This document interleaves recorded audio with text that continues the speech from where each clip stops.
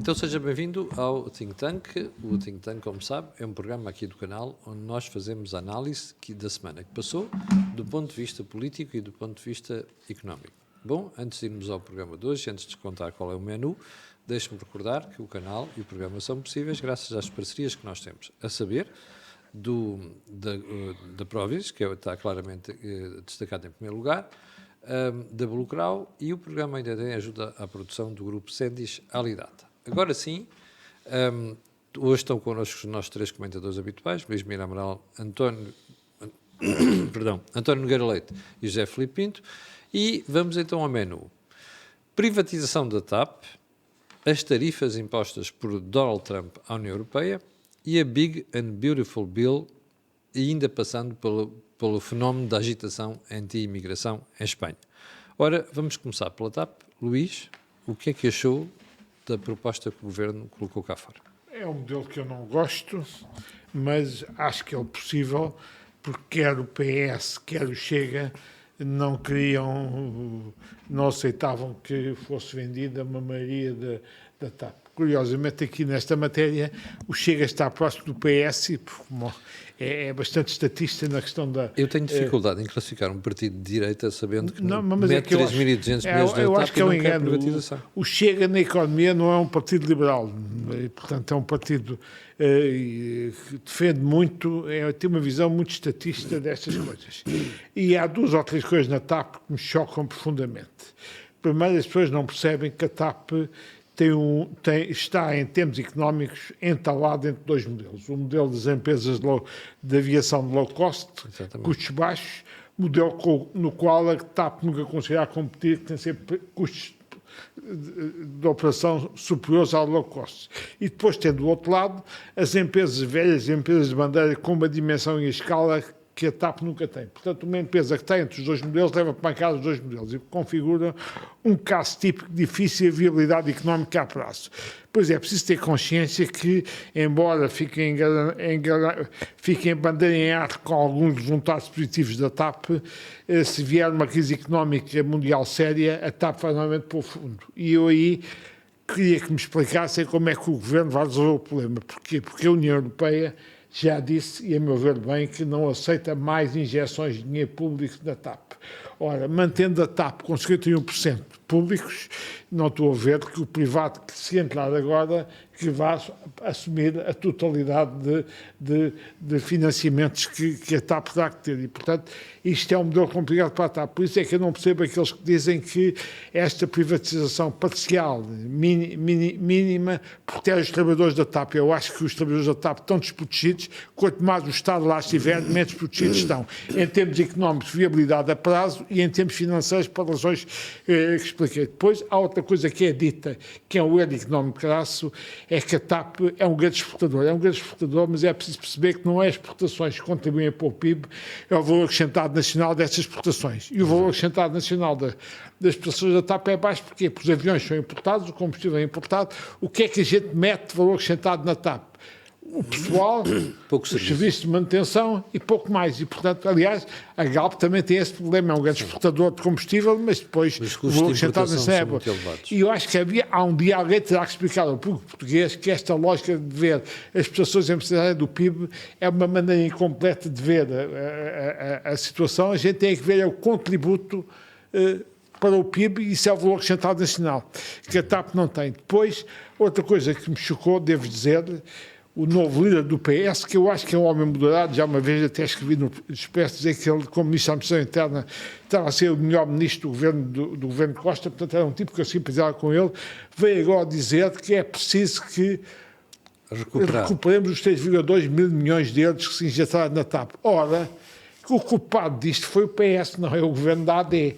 E depois reparem o seguinte, quanto menor for a participação privada na TAP, mais baixo é o preço que eles vão pagar, porque obviamente quanto menor tiverem participação, mais tem que ter um Estado que não é bom acionista, como já se viu no passado, e maior é o risco que tomam. Portanto, este modelo de 49% faz com que a TAP valha menos do que se fosse vendido a totalidade do capital. Portanto, fiquei chocado com esta afirmação do PS, porque o PS é o principal responsável pela renacionalização da TAP.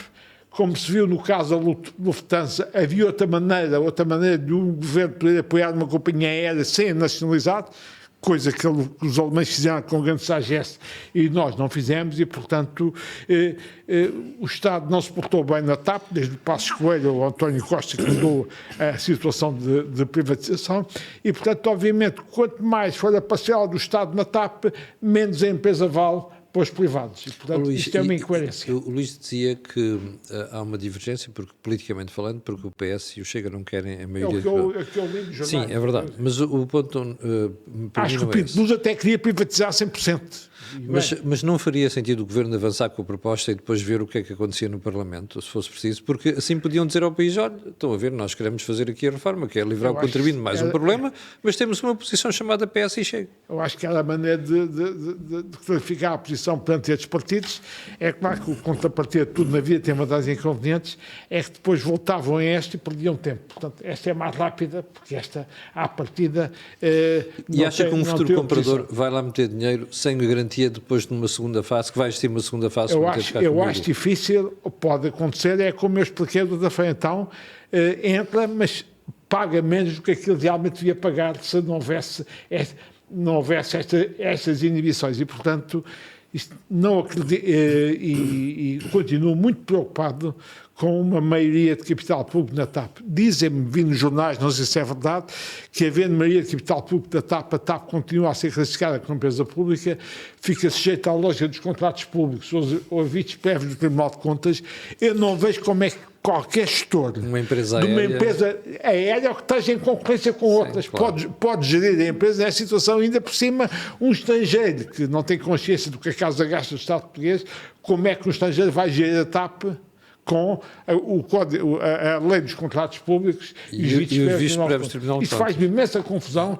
Esta é isto. E, portanto, eu concluía dizendo: não há meio de vermos livros da TAP, no bom sentido.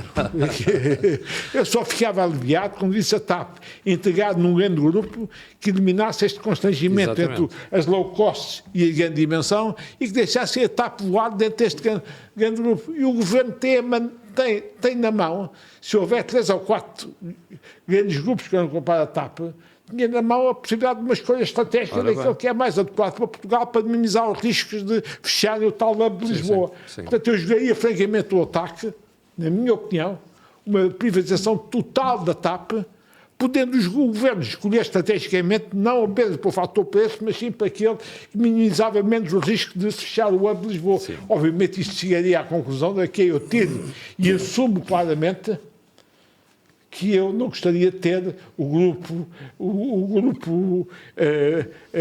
inglês e espanhol aqui. Devo dizer que fiz uma coisa numa privatização, que foi a primeira privatização não formal do governo de Cavaco Silva, quando vendi o complexo petroquímico de Sines. O que é que eu fiz? A CNP era empresa pública, ainda não havia possibilidade de privatizar. O que é que eu fiz? Aluguei, fiz um concurso para alugar a CNP. Portanto, não privatizei as ações, privatizei a gestão. Sim. E vendi a EPSI, porque a EPSI era uma empresa cujas ações estavam no IPE, mas não era uma empresa formalmente pública. E na altura havia 2 grupos. Havia o grupo finlandês Neste Oy e o grupo Repsol. Eu intencionalmente assumi, não escolhi a Repsol, escolhi o grupo Neste Oy com o seguinte argumento: eu preciso de um grupo petroquímico que não tenha nada na Península Ibérica, porque se eu vou vender isto a um grupo petroquímico que tem ativos na Península Ibérica, obviamente quando vier o downturn do mercado, a primeira a sofrer fechar é o ativo português que vão fechar e preservam o ativo espanhol. Fiz esta lógica e expliquei estrategicamente. Acho que isto também se pode explicar no caso da TAP e assumiu claramente. Não é nada contra os espanhóis, é uma opção que faz sentido. Sim. Curiosamente, o que é que aconteceu? A Neste acabou por vender mais tarde à Repsol e, curiosamente, a Repsol tem portado bem do complexo petroquímico de Sines, fez um investimento de cerca de 500 milhões de euros. E agora anunciou um investimento. Mas ninguém contestou aquela decisão estratégica que eu tenho na altura. Felizmente, não tive razão no comportamento da pessoa que acabou com plástico com aquilo, para dizer também o seguinte, é que a gente pode controlar a primeira fase de privatização, mas depois da empresa estar totalmente no mercado, a segunda fase é mais difícil. Portanto, minimizar agora, corremos risco, corremos agora. O risco maior é manter isto como maioria pública. Isso é que é o grande risco para nós todos contribuintes. Talvez não seja porque a Comissão depois não deixa de dar dinheiro público. Vamos ver. Mas para os trabalhadores, eu acho que manter a TAP pública é um grande risco para os trabalhadores da TAP. Sim, a Comissão diz sempre não, é a última e depois na volta cede. Depois há a jogada António, política. o que é que achas da privatização da TAP? Do modelo? Tenho a posição de Luís Meira Amaral. Vou sintetizar muito rapidamente. Acho que é interessante porque em 2023 há declarações gravadas e nos jornais do anterior Primeiro-Ministro do Partido Socialista, o Dr. António Costa, a dizer que admitia perfeitamente a privatização total da TAP. É verdade. E até havia um dos seus gurus mediáticos, não vou dizer o nome porque não me apetece, que defendia que, até me atacou porque eu disse exatamente aquilo que o Luís disse, que achava que a Ibéria British tinha um problema, que é exatamente da concorrência entre o que é o hub de Lisboa e o muito maior hub de Madrid, que em algumas coisas é um concorrente direto, em muita coisa aliás, e admitiam tudo, inclusive esse cenário, porque estavam um pouco causticados pelos 3,2 mil milhões lá colocados. Ora bem, há uma coisa que temos que ter em nota que é o seguinte, é que é o problema da gestão a olhar para a opinião publicada. A opinião publicada acha que a TAP foi devidamente reestruturada e que agora é uma empresa que vai dar sempre lucro. Ora, nada mais errado. A TAP terá tido uma outra reestruturação, mas fundamentalmente o grande problema é uma empresa muito dependente de ciclos, que não consegue concorrer nem com as low cost, nem tem economias de escala na sua gestão que permita concorrer adequadamente com as grandes empresas de bandeira ou as empresas de bandeira e de luxo, ainda mais longe essa gestão. Portanto, nessas circunstâncias, eu acho que era essencial vender a totalidade do capital da TAP, por duas razões. A primeira é porque quem compra vai deixar o prémio de controle do lado de quem vende e, portanto, não vai pagar por isso. E, em segundo lugar, exatamente porque sabe que é só uma questão de tempo até termos novamente, isto é um negócio cíclico e é dos mais concorrenciais e cíclico, vamos ter novamente uma situação em que a TAP pode precisar, na configuração em que está, de apoio acionista e sabe que o apoio acionista do Estado é e, por outro lado, mesmo que a empresa vá gerir, as restrições à gestão são mais que muitas, sendo uma empresa pública face a ser uma empresa privada. O que é que acontece nesse sentido? Acontece que vai reforçar ainda mais o desconto que vai querer. E, portanto, o Governo até vai ter um problema político na explicação do preço, porque depois, fazer modelos DCF, Discounted Cash Flow, para empresas e colocar os valores que nós lá queremos é fácil. Eu consigo fazer vários muito rapidamente, mesmo sem inteligência artificial, e dar diferentes valorizações para a TAP com cenários que, à partida, até podem ser defensáveis. Portanto, acho que o Governo vai ter aqui um problema. Acho que a restrição é exatamente o facto de ter, quer à direita, quer à esquerda, partidos com posições muito mais estatistas, em todos os assuntos, inclusivamente em termos da origem do capital da TAP, e acho que os contribuintes portugueses que estão a tentar ver-se livres do problema TAP, sendo que a empresa tem interesse, mas o que é facto é que tem sido um problema sistematicamente para nós. Desde o final dos anos 90, com a abortada venda à Suíça, e porque o parceiro faliu. E não era nada óbvio quando o negócio foi pensado que a Suíça iria falir, mas lá está. É um negócio muito afetado pelas circunstâncias conjunturais e, portanto, basicamente, esta privatização da TAP vai ser manter o problema. Em larga medida, não vai resolver. Sim, António, não achas que o Governo corre outro risco, que é manter um problema desnecessário que o distrai? Porque a TAP é um foco de conflitos, não é? Com aqueles sindicatos todos, daqui a uns meses há uma greve e o ONU vai todo para cima do Governo. E eles sabem que o Governo e o Estado maioritário podem fazer as reivindicações que quiserem porque têm este lobby e esta força do grupo de interesse. Eles sabem que têm a oposição em peso a defendê-los, incluindo o Chega. E, portanto, nessas circunstâncias, eu acho que é muito falta de visão. Eu teria feito aquilo que tu estavas a sugerir, que era forçar uma venda total, Não há neste momento a emergência para vender a TAP hoje ou amanhã, quer dizer, ela tem que ser vendida quanto mais cedo melhor, mas não há aqui um deadline que nos diga não pode passar de dezembro. Portanto, era tentar forçar e depois explicar às pessoas, olha, isto vai ser um problema, mas não somos nós a fonte do problema.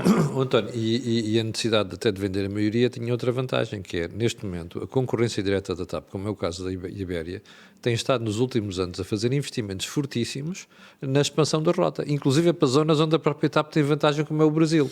Ou seja, enquanto a TAP ficou pendurada porque estava nas mãos do Estado. Não, e tem outro aspecto. Aquilo que o Luís Meira Amaral disse é muito importante. Ainda recentemente, só que, enfim, agora há muito ruído, mas ainda recentemente saiu uma notícia de que o Tribunal de Contas olhou para uma série de contratos realizados pela administração da TAP, disse que não tiveram visto prévio, era impossível compaginar o visto prévio com a gestão da TAP, porque senão a empresa parava, mas o Tribunal de Contas, a substância nunca é tema que o preocupe excessivamente, e portanto o que é que acontece? Agora vai avaliar a responsabilidade financeira da gestão da TAP. Portanto, quem é que quer gerir uma empresa assim? Não é? Quer dizer, alguém que não tenha grandes alternativas, eventualmente, ou que adora aviões, como aparecem sempre umas pessoas a dizer que querem tinham muitos aviões, ou gostavam de ter aviões, ou que iam ver aviões, só alguém assim, porque não faz muito sentido. E se já é difícil gerir um hospital no SNS, com a lei da contratação pública, imagine-se uma empresa em concorrência direta com entidades... Onde o cêntimo conta. Com entidades tão ágeis, como são, por exemplo, as low cost, ou tão poderosas como são algumas dos grandes consórcios que neste momento estão posicionados e que concorrem diretamente com a TAP, ter de, para decisões operacionais, fazer concursos vistos pelos senhores juízes do Tribunal de Contas. Eu sei que, mas agora, aqui tem um problema político, é que o povo adora. Quer dizer, a maior parte das pessoas vai dizer, não, claro que sim, os malandros não foram pedir autorização ao Tribunal de Contas. Epá, os gajos nunca na vida geriram nada, ou porque têm aquela característica muito habitual nos tempos de hoje, é que para mim umas regras, para os outros outras.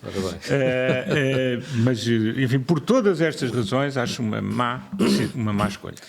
Filipe Pinto, a Comissão Europeia, estamos aqui a falar, ainda sobre a TAP, estamos aqui a dizer que a Comissão Europeia não vai autorizar novas gestões de capital, mas depois cedem sempre, não é? Sobretudo quando estão em causa também outras companhias, como aconteceu nas últimas ajudas. Esse é o problema. Quando há outras companhias que estão também em causa, é evidentemente que a Comissão Europeia tem uma outra leitura. Eu concordo... E os lobbies em Portugal sabem disso. Perfeitamente.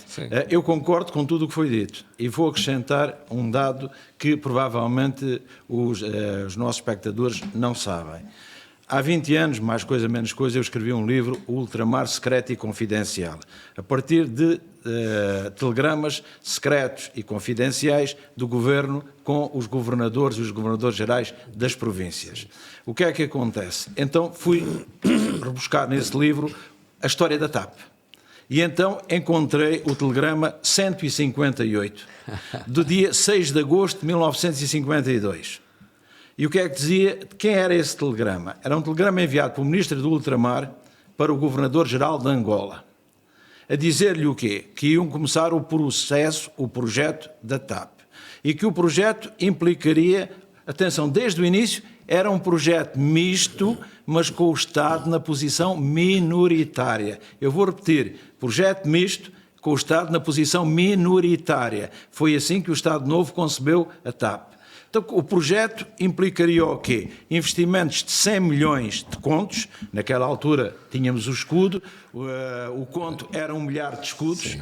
E então esses 100 milhões de contos ainda seriam acrescidos dos fundos a obter através da emissão de obrigações. O que é que o Ministro do Ultramar pediu ao Governador-Geral de Angola? Que contribuísse com 5 mil contos. E fez o mesmo pedido, noutro telegrama, ao Governador-Geral de Moçambique, outros 5 mil contos. O que é que prometeu a cada um deles? Que o Governo Central também iria comprar. Quanto? 10 a 20 mil contos. Se repararmos, mesmo que fossem 20 mil mais 5 mil mais 5 mil são 30 mil, num projeto de 100 mil mais as obrigações. E ele disse logo, não podemos adulterar o processo. Não podemos querer fazer disto uma companhia nacional, não é. O interesse é que é nacional, o importante é que a companhia seja mista. E o facto de nós depois estarmos agora com uma companhia mista, que é o que vai acontecer, mas em que o Estado é o elemento maioritário faz com que tudo que tanto o Luís como o António disseram vá cair-nos em cima. Na altura tínhamos o Império, agora não temos. Aliás, eu achava que aquilo nem devia chamar TAP, Transportes Aéreos Portugueses, devia se chamar TIP, Transportadora Imperial Portuguesa, porque foi em função do Império que se construiu esta companhia, tanto assim que se responsabilizou Angola, que era a joia da coroa, mas também Moçambique, que era a segunda maior colónia, ou a província ultramarina, nesta altura chamava-se província ultramarina, para dizer o quê? Que era um projeto coletivo daquilo que era o Império Português de então. Mas já aí a TAP era mista. O que nós assistimos depois é que a TAP transformou-se numa companhia de bandeira e daí evolucionou para uma companhia de bandalheira. E esse é que é o grande problema. Quando passamos da companhia de bandeira para a companhia de bandalheira, quem é que vai ser sempre... Não é fácil passar a decisão de reverter aquela privatização na 25ª hora do governo Passos Coelho, que eu acho que foi atrasada, porque é preciso ver que ninguém queria comprar. Apareceu um senhor, que era o Eframovich, em 2012, e era uma pessoa que ainda bem que não se fez negócio com ele. Sim. E o mercado estava em downturn nessa altura, como acontece muitas vezes com a aviação. Exatamente. E, portanto, tendo feito isto, o que é que António Costa foi fazer?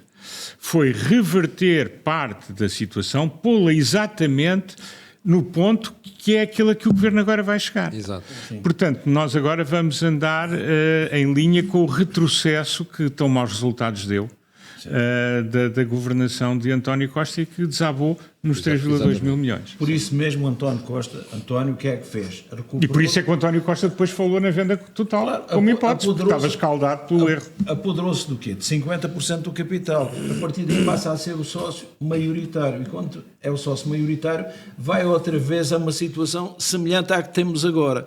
E é evidente que só temos agora pela conjuntura que estamos a viver. O governo não foi tão longe quanto devia copiar o modelo ou a privatização total ou o modelo misto, mas com o Estado minoritário e não maioritário. E porquê? Porque, como já disseram, a quantidade de sindicatos que há na TAP, em que a paralisação de um deles implica a paralisação da empresa e a negociação com um vai sempre acarretar negociações com os seguintes, é que a TAP, nesta perspectiva, é aquilo que eu digo, é bandalheira. E é bandalheira porquê? Porque tem o apoio do erário público. Sabe-se que em situações complicadas, como o Estado é o elemento, é o sócio maioritário, vai assumir a responsabilidade. Coisa que não sucederia se a gestão fosse privada, mesmo que com a intervenção do Estado. Aliás, e eu chamaria a atenção... o Luís já falou do problema da ligação ou de uma possível aquisição por parte de um consórcio que seja espanhol e que seja britânico. Se isso acontecer, atenção, o hub pode ficar em Lisboa, mas quando houver uma situação de crise, o hub passa para Madrid. E passa para Madrid porquê? Porque, como já disseram e bem, neste momento o Camilo chamou a atenção que a Ibéria, que essa sim é uma companhia de bandeira, está a investir no mercado, por exemplo, brasileiro. Sim, sim. O que é que acontece? Nós chamamos de América Latina, mas só o Brasil é que fala português, o resto fala espanhol. E o que acontece é que a Ibéria também está a investir no Brasil. Neste momento pode passar a ser concorrente da TAP. E o problema que está, a TAP está aqui, é intermédia, mas é importante percebermos isto. Onde a TAP tem um quase monopólio, funciona como se fosse uma companhia de bandeira. Onde a TAP está a lutar com as low cost, funciona como uma low cost. E esse é que é o grande problema, quer dizer, mas com preços mais elevados. E como eu, por exemplo, que acabei agora de marcar a viagem para a Hungria, já fiz, voltei a não usar a TAP. E porquê? Porque para as mesmas rotas, para os mesmos serviços, para horários muito semelhantes, os preços são muito superiores e até nem é de outra, repare, não é de uma companhia low cost, é de companhia, é da KLM, que como sabemos também é ela própria uma companhia de bandeira, e a Lufthansa também é uma companhia de bandeira, e oferecem preços mais compatíveis com a Bolsa dos Portugueses, que não é assim uma bolsa tão rica. António, querias acrescentar? Eu queria dizer uma coisa, um tema que é muitas vezes referido, que é, se a TAP não for pública, não vai tratar da nossa diáspora. Ora bem, a TAP também não está em condições de ir tratar da diáspora perdendo dinheiro. Primeiro ponto.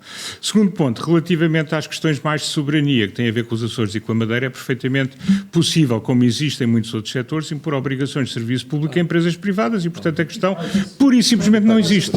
A questão pura e simplesmente não existe. E depois tens outro problema, que é, vamos explicar hoje em dia, os portugueses espalhados pela diáspora, quantos é que viajam mesmo na TAP?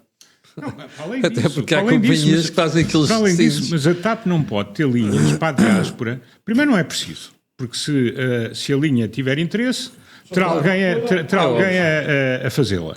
E, em segundo lugar, a TAP não vai poder operar, como aliás já não faz, operar linhas a perder dinheiro durante tempo sem fim só porque há lá uma comunidade portuguesa. Não o faz. E porque dá jeito. Sim, sim. Luís, vamos para a relação comercial entre Estados Unidos e Europa.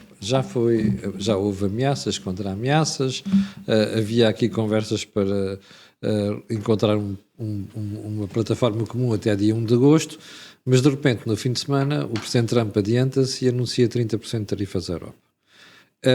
Primeiro, acha que isto se vai mesmo manter, ou é estratégia negocial? E segundo, qual é o efeito que isto vai ter?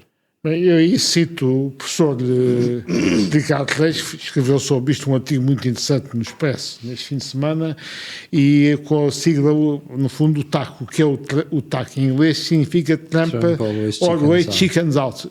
Trump acaba por recuar sempre. Portanto, o que é, numa leitura mais otimista ou menos pessimista, ele põe isto, está à espera da reação europeia e depois acaba por recuar. Em todo caso, devo dizer que a União Europeia já tinha feito uma proposta aos Estados Unidos que eu achava inteiramente fair, de zero tarifas de um lado e do outro. Isto é inteiramente fair para tudo. Portanto, não tem desculpa, porque a União Europeia queria plena igualdade, zero contra zero, e portanto tínhamos plena igualdade. Ele faz isto, a União Europeia agora tem aqui um dilema que passa as relações da senhora da Ursula von der Leyen, ou retalia ou não retalia. Claro que alguns economistas dizem que o melhor para o consumidor europeu é não retaliar, porque se retaliar e impuser tarifas aos americanos, nós, consumidores europeus, somos prejudicados.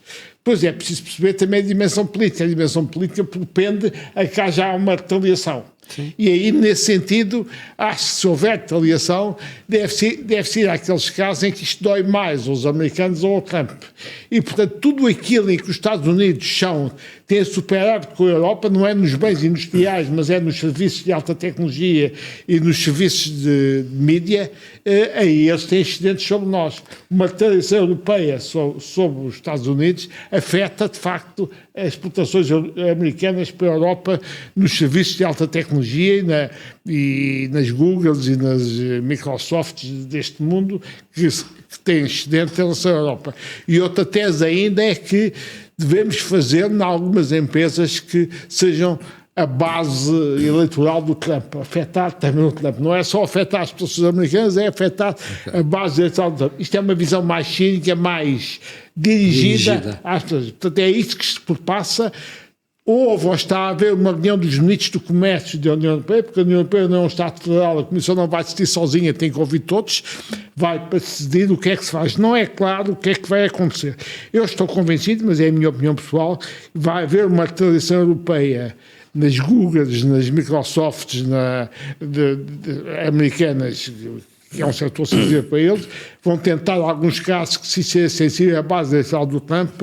Agora, chame-lhe a atenção que, mesmo antes destas tarifas, 30%, as declarações dos exportadores portugueses já são todas no sentido de já estarem a ser afetadas as exportações para os Estados Unidos. É fácil perceber que, nos últimos anos, o que é que os exportadores portugueses fizeram com grande mérito? Como viram o mercado americano com um potencial de crescimento muito superior ao mercado europeu, começaram um esforço de diversificação dos mercados europeus para os mercados americanos.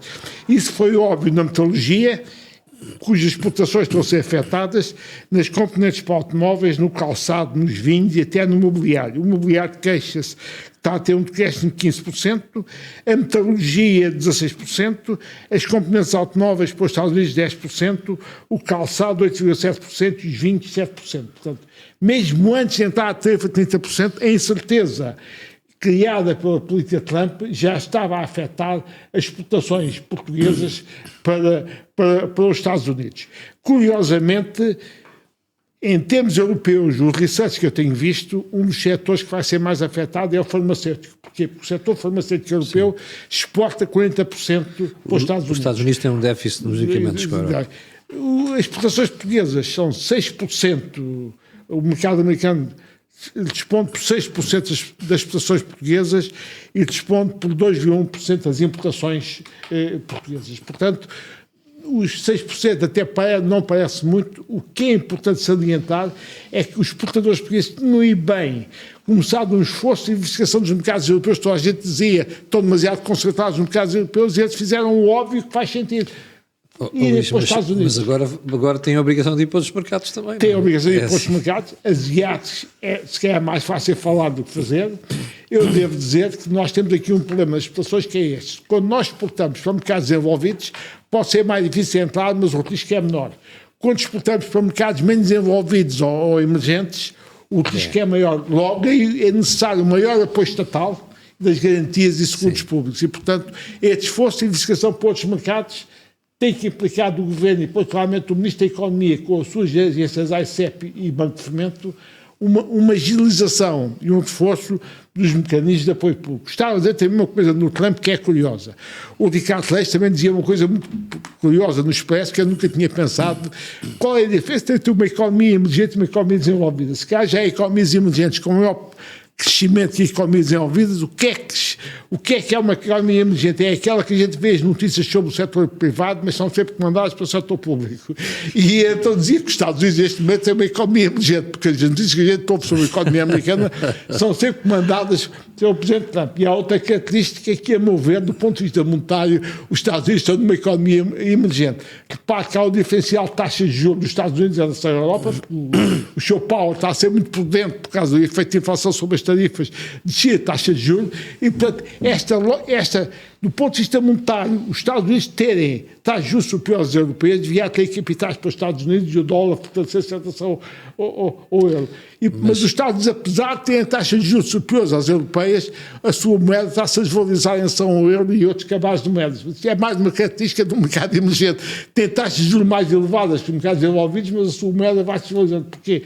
Porque esta política do Trump gerou um problema de confiança sobre a economia americana. Eu lembro, e devo chamar este fato, que é muito curioso, quando se criou o euro, eu estava no BPI, e o BPI tinha, na altura, o Dr. Santos Villa tinha convidado o Dr. Vital Constâncio para a pessoa do BPI.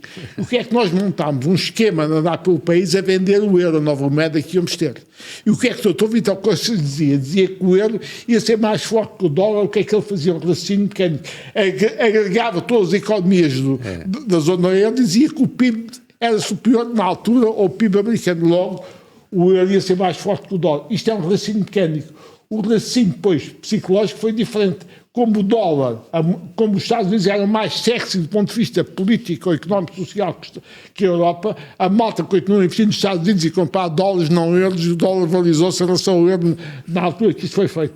Agora está a acontecer o efeito inverso. O modelo americano parece menos sexy devido a esta política de Sr. Trump, causa uma grande incerteza e há uma falta de credibilidade sobre os ativos americanos e, portanto, nós estamos a ter isto. Curiosamente, também, já agora dá-lhe um dado económico, apesar do dólar estar-se a desvalorizar em relação ao euro, isto não está a ter grandes efeitos na inflação dos Estados Unidos, porque os Estados Unidos, como grande economia continental, só 13%, só importam 13% do seu PIB. Portanto, a influência da desvalorização do dólar em relação ao euro não está a ter grande influência na inflação americana. Também é favorável ao controle da inflação na Europa, porque aquilo que se importa em dólares sai mais barato na Europa. Qual é o reverso da medalha? Não há dela ser senão. São os setores exportadores europeus para os Estados Unidos que podem ser afetados pela valorização do euro em relação ao dólar e agora para este aumento espetacular de tarifas de 30%. Eu espero que, em todo caso, que se verifique o TAC novamente, o Sr. Trump venha a adequar e que haja um acordo entre a União Europeia e os Estados Unidos. António, isto é a forma errada de fazer política comercial? Bem, já falámos disso aqui no outro programa, eu acho isso, quer dizer, isto parte de um equívoco. Por isso é que não há economistas consagrados nos Estados Unidos a defender a política de Trump, não? Sim. Aliás, há um vídeo a circular nas redes sociais do Jeffrey Sachs em que ele mostra de forma muito acessível, comparando o uso de cartão de crédito, porque é que a política americana está errada.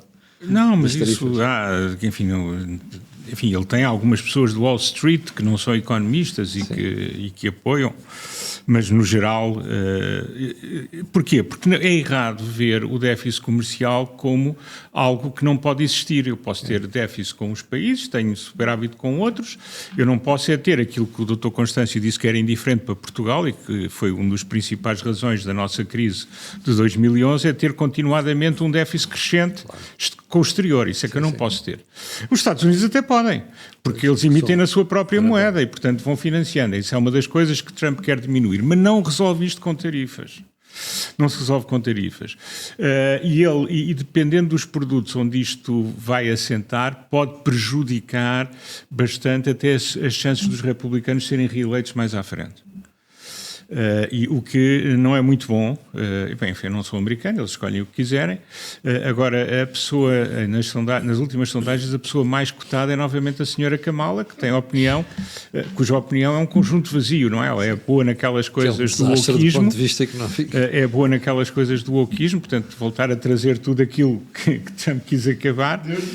Deus nos livre, mas ele tem que ter cuidado com isto. Ora bem, em relação à Europa, o que é que dizem, por exemplo, as pessoas, muita gente mais liberal, da iniciativa liberal, diz o inteligente é não fazer nada. Claro que é. O inteligente, do ponto de vista de minorar no curto prazo os impactos para a Europa, era não pôr tarifas aos Estados Unidos. Simplesmente isto pode ser um jogo repetido.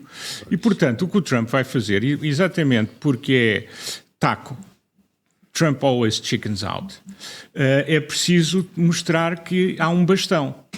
E portanto, é bom não fazer aquilo que os franceses queriam fazer ontem, que é ir já dizer quais é que são as retaliações, mas é bom que nas negociações se vão avançando com aquilo que pode acontecer, que é para que do outro lado haja, tentar chegar a um acordo, mas o outro lado perceber que isto não é de borla, mesmo para eles. Já não é de borla para nós, mas também pode não ser de borla para eles. É evidente que ele depois ainda pode fazer como com os chineses, ficar zangado, subir as tarifas e tal. Ele vai subindo, mas há uma altura em que chickens out e voltamos para valores mais baixos. Portanto, para isso, o que é que a Europa tem que fazer? Tem que ter, exatamente como disse Luís Mira Amaral, a noção claríssima de onde é que dói mais. Setor financeiro, tecnológicas, mídia, portanto, aí é claro que vão aparecer logo pessoas na Europa a dizer que é péssimo. Claro que sim, pois é. Mas é preciso ter, os Estados Unidos têm que ter a noção de que isto não é de borla, porque se for de borla vão vir mais ideias. Vão vir mais ideias e vão-lhe fazer e vão-lhe aparecer as tarifas a pedido, como aconteceu no passado para o aço, como aconteceu para as máquinas de lavar, que não tiveram nenhum efeito positivo, antes pelo contrário, os efeitos foram todos negativos nos Estados Unidos, isso está mais do que estudado e documentado.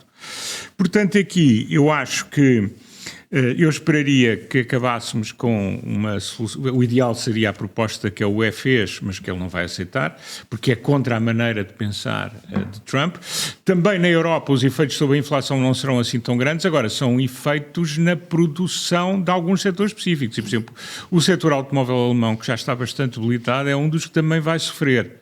E, portanto, há aqui uma preocupação grande, porque os alemães não só têm fábricas nos Estados Unidos, mas também exportam. E as fábricas não se constroem de um momento para o outro. Sim.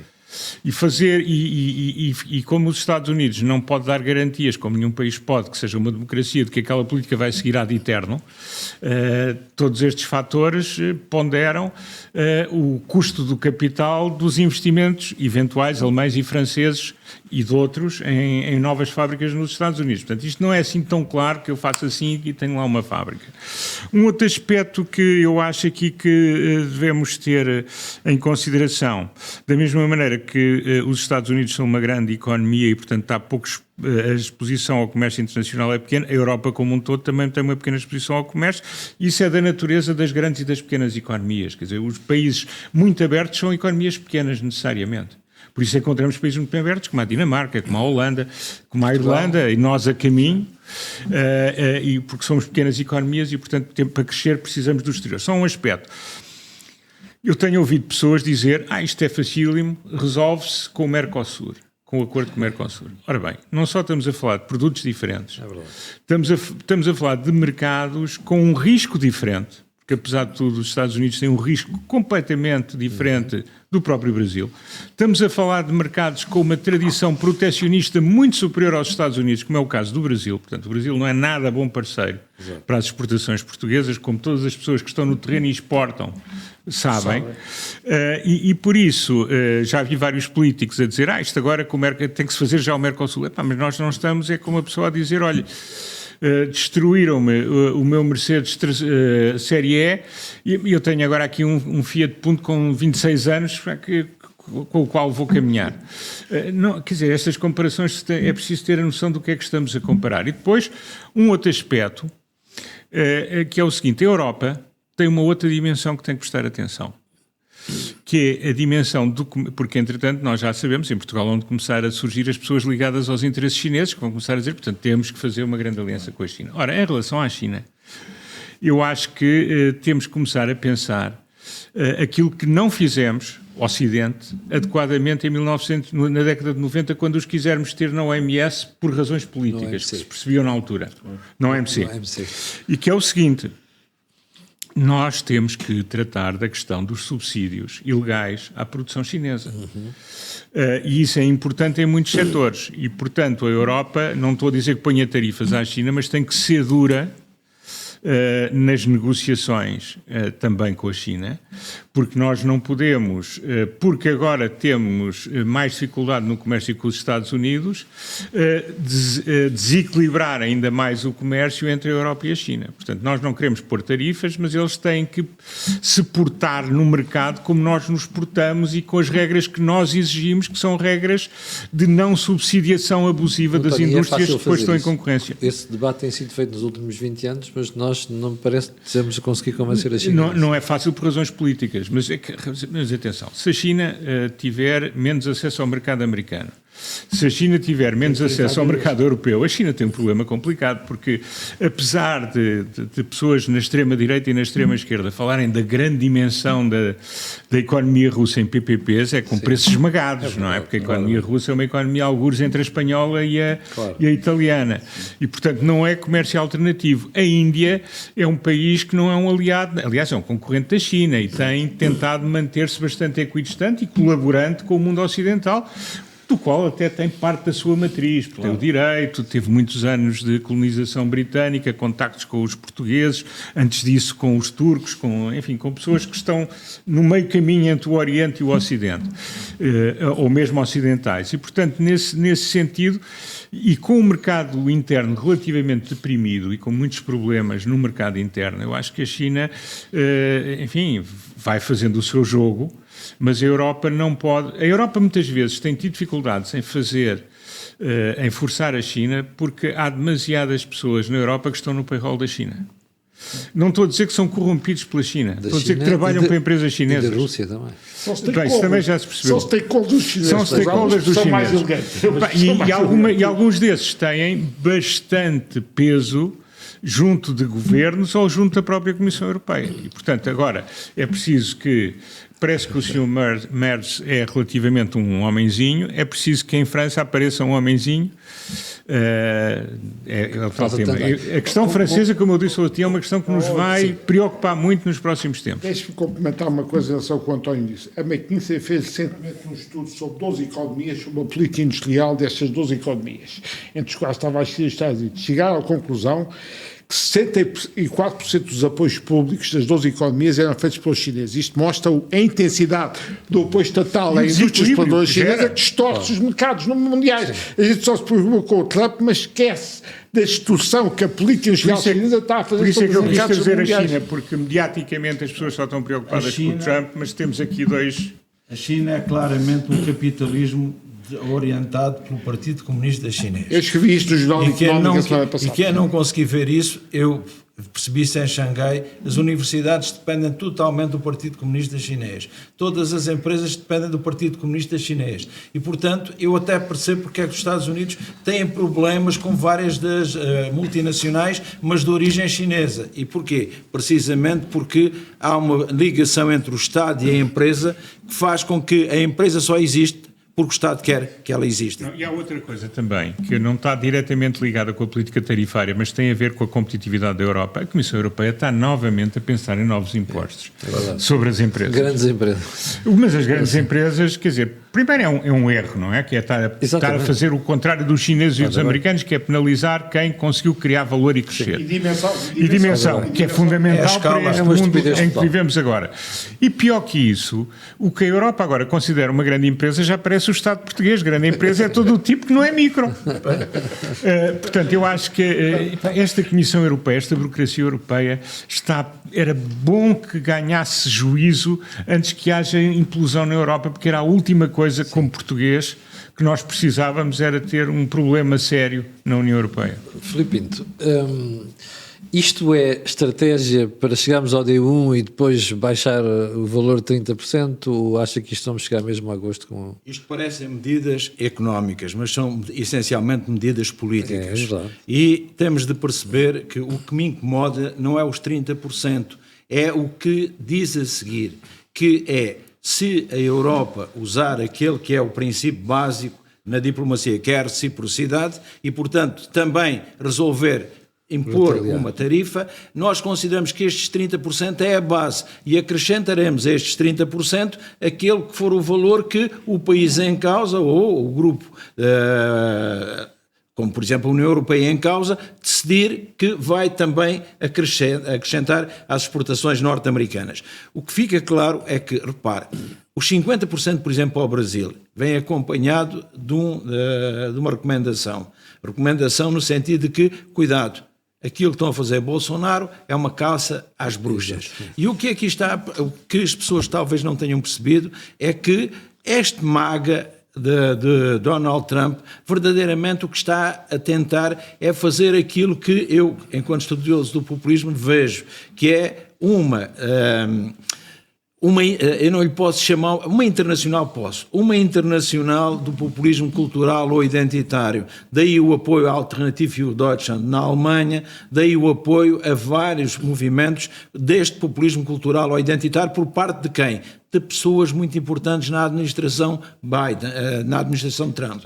E isto mostra o quê? Que estas medidas são feitas no sentido de veicular um modelo novo político. E um modelo que verdadeiramente aponta para aquilo que o Luís disse há pouco, é que o Estado acaba por limitar muito a liberdade e acaba por ser o Estado o grande decisor. E se repararmos um bocadinho, há aqui uma aproximação ao modelo chinês. Significa o quê? Enquanto no modelo chinês, que é um modelo dominado pelo Partido Comunista, o partido controla tudo e tem um líder, que é Xi Jinping, aqui temos Trump a criar um novo modelo, que é um novo modelo que, em termos reais, não distingue entre aliados e inimigos. Sim. E impõe as suas decisões, mas sempre com uma finalidade política. Não é apenas recuperar a economia dos Estados Unidos, é mais do que isso. E a União Europeia tem de ter muito cuidado. Porquê? Porque já aqui foi dito que nós temos um ativo,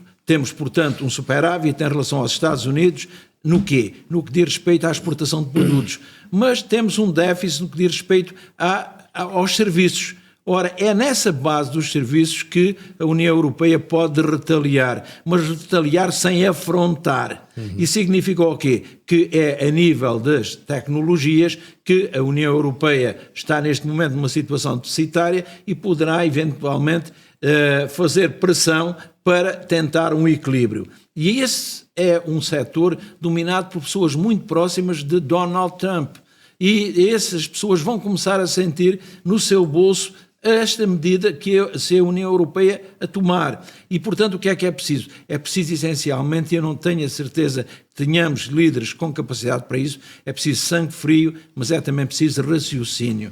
E raciocínio para perceber o quê? Não vale a pena, em termos reais, um afrontamento. Afrontar só aumenta a dimensão do desastre. O importante é percebermos que podemos levar a água ao nosso moinho. Como? Investindo e percebendo que temos margem para onde? No campo dos serviços e das tecnologias, não no campo dos produtos, que, como o Luís disse muito bem, já estava a ser afetado muito antes destas medidas. E repare uma coisa, vamos ter de perceber, Donald Trump está a diminuir a sua popularidade a nível interno, está a ver esse valor diminuir.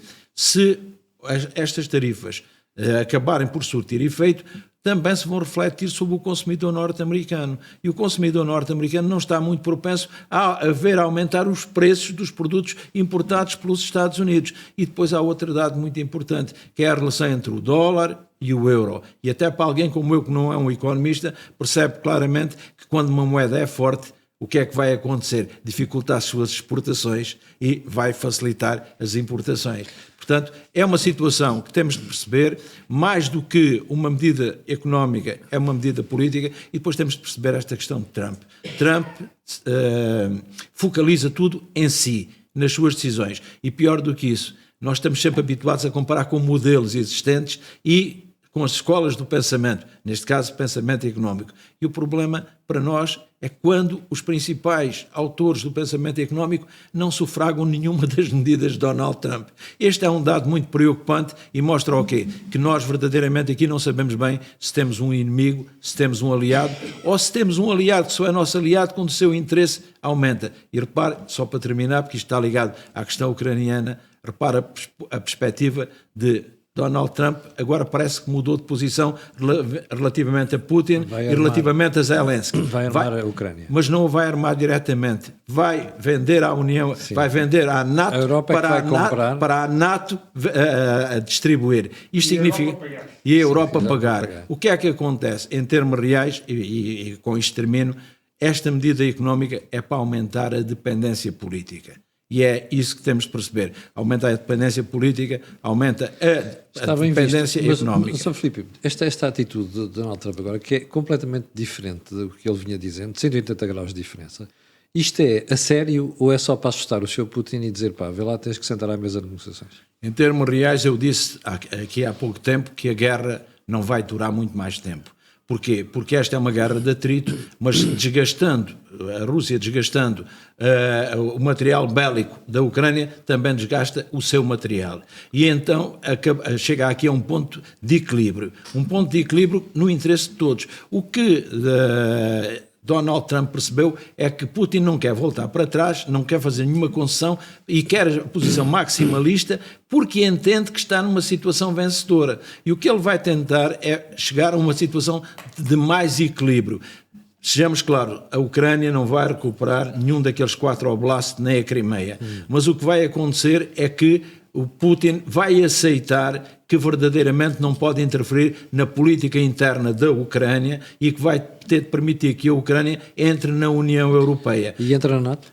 Não pode entrar na NATO e é por isso que, repare, quem é que vai vender as armas, a quem é que Trump fornece as armas? À NATO. Ora, o principal elemento da NATO são os Estados Unidos, que fornecem aos subsidiários da NATO, para que a NATO distribua e para que a União Europeia pague.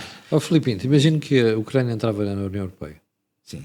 E que Moscou voltava a Ucrânia vai entrar na União Europeia. Muito bem. Mas agora, imagino que a seguir há uma nova tentativa de invasão na Ucrânia. Em que posição é que fica a União Europeia? Já vai deixar de haver essa invasão. E porquê é que vai deixar de haver? Mas vai mesmo? Vai porquê? Porque a ordem eurasiana já definiu a sua fronteira ao Ocidente. Aí vamos assistir a algo muito importante neste mundo de múltiplas ordens.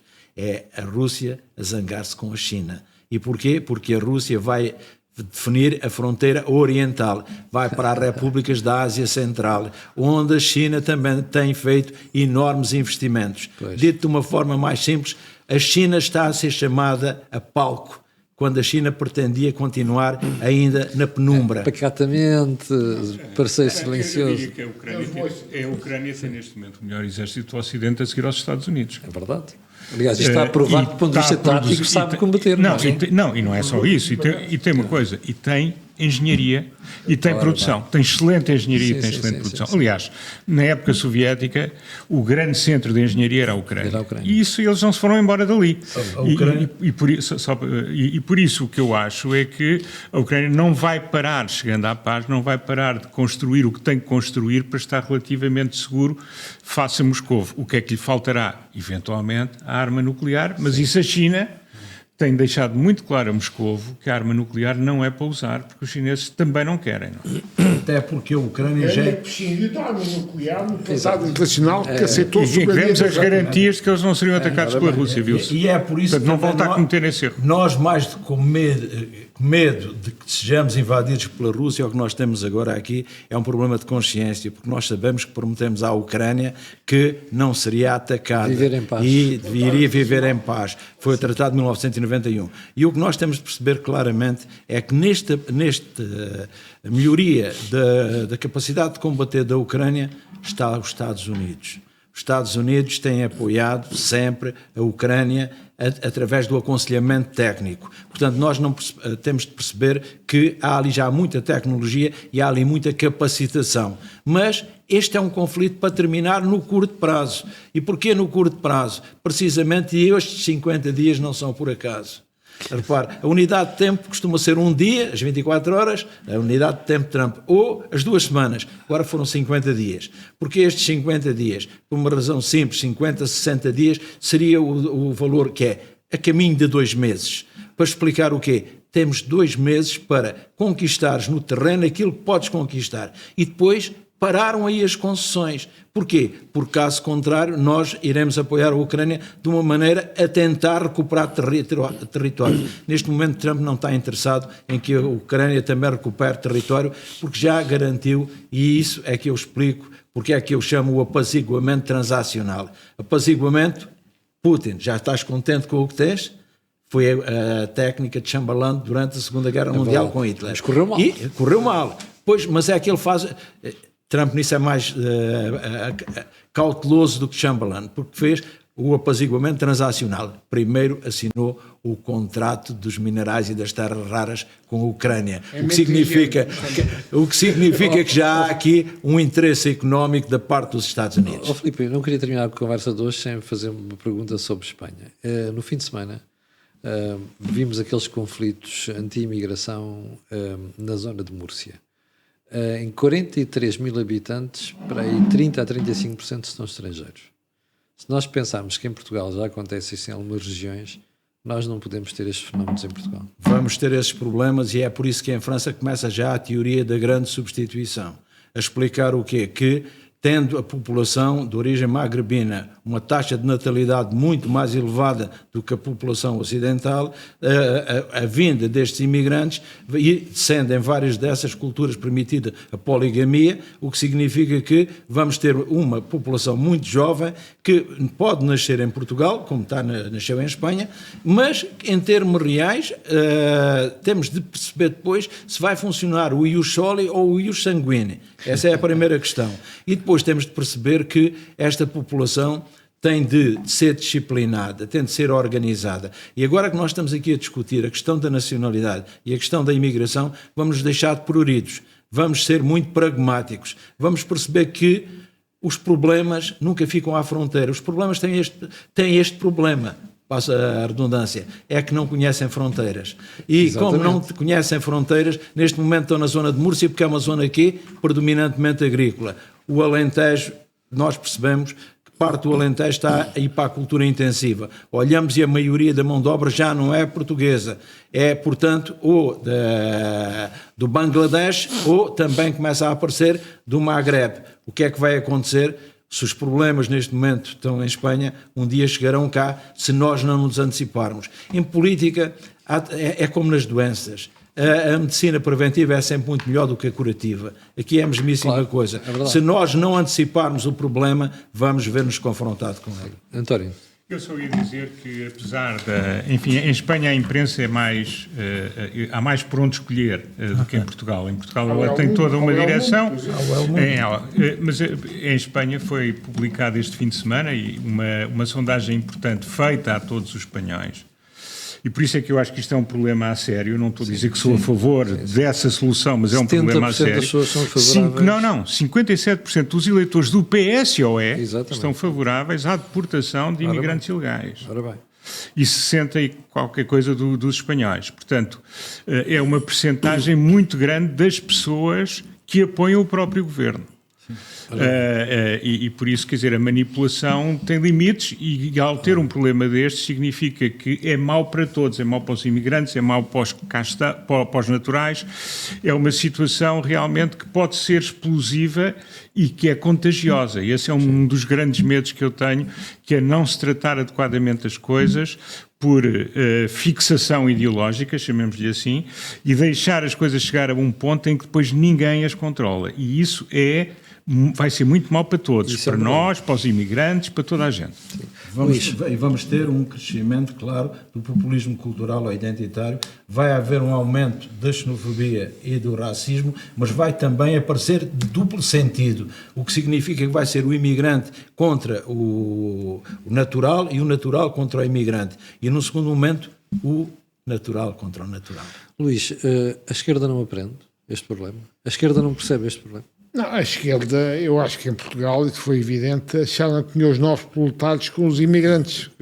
Tinham perdido os proletários habituais e tinham os novos proletários com os imigrantes. Eu aí a esquerda, devo dizer, e eu acho que no próprio PS português, se calhar este laxismo sobre a imigração é maior nos dirigentes que nas bases. E mesmo nos autarcas, porque uma senhora autarca do PS, Sónia Sanfona Salverde, e o Ricardo Leão é ali do Ribatejo, já tinham tomado posições porque sentem na pele, no terreno em questão, o problema. Claro. Agora, a nobreza socialista que vive na bolha mediática em Lisboa é que não aprende e tem aqui uma lógica de com os novos imigrantes, com os novos proletários que forneciam uma base à esquerda. E há aqui uma incoerência económica na esquerda, desta maneira. Como sabe, a esquerda sempre contestou o modelo capitalista português de salários baixos, de atividades de baixo valor acrescentado. No fundo, a esquerda, ao querer importar maciçamente estes imigrantes, está a perpetuar e exponenciar este modelo de salários baixos e baixo valor acrescentado. É, no fundo, a esquerda. Outra coisa que é totalmente incoerente é que a esquerda quer regulação para todos os mercados. E aqui, na imigração, cria um mercado de trabalho totalmente desregulado, o que possibilitava a empresários pouco escrupulosos a utilização de mão de obra quase de borda, sem proteção nenhuma. É uma clara incoerência da esquerda. No modelo económico, na regulação de mercados, isto parece uma clara incoerência da esquerda, que sempre protestava contra os salários baixos em Portugal, mas depois era a mais ardente defensora da gente sair do euro. Ora, a saída do euro era o convite aos salários baixos, porque era convite ao novo escudinho, com uma desvalorização maciça, normalmente os salários baixos. Portanto, a esquerda não é só não aprende, tem aqui profundas incoerências económicas, cambiais e de funcionamento dos mercados. Isto é totalmente incoerente e contraditório. E há aqui um aspecto, os economistas têm um conceito, que é o conceito da preferência revelada, que é aquilo que as pessoas revelam ser ou querer ou gostar. Ora, esta esquerda da bolha mediática é uma esquerda altamente racista. Porque eles estão, e xenófoba, porque eles estão disponíveis a caucionar uma situação de exploração ad nauseam para os imigrantes, seja no trabalho, seja na habitação, seja no que quer que seja. Eles só põem a questão de resolver essas situações se puderem usá-lo como motivação para ocupar, para roubar casas aos portugueses, que isso é um fetiche da esquerda do Príncipe Real e das avenidas. Agora, na verdade, isto é o racismo revelado. Claro. Porque querer uma situação totalmente sem direitos, uma situação totalmente desregulada, só porque as pessoas vêm de outro país, têm outra cor, eu acho isso absolutamente inadmissível, sob qualquer ponto de vista. E essas que temos de fechar o programa. São onde os imigrantes vão viver. Exatamente. Poderá tê-los como empregados em casa baratos, que é uma coisa que eu também gosto de fechar. Para fecharmos só, a ideia da esquerda gosta tanto dos pobres que os multiplica. Ora bem, é verdade, uma grande verdade. Bom, e com isto terminamos o Think Tank desta semana. Antes de irmos embora, quero recordar que nós temos vários parceiros, a saber, a Prozis, a Bluecrow e o programa de internet tem ajuda à produção do grupo Sendizal Data. Fique bem, nós voltamos na próxima terça-feira, mas não se esqueça que eu e você temos encontro marcado amanhã às 8 da manhã. Muito obrigado.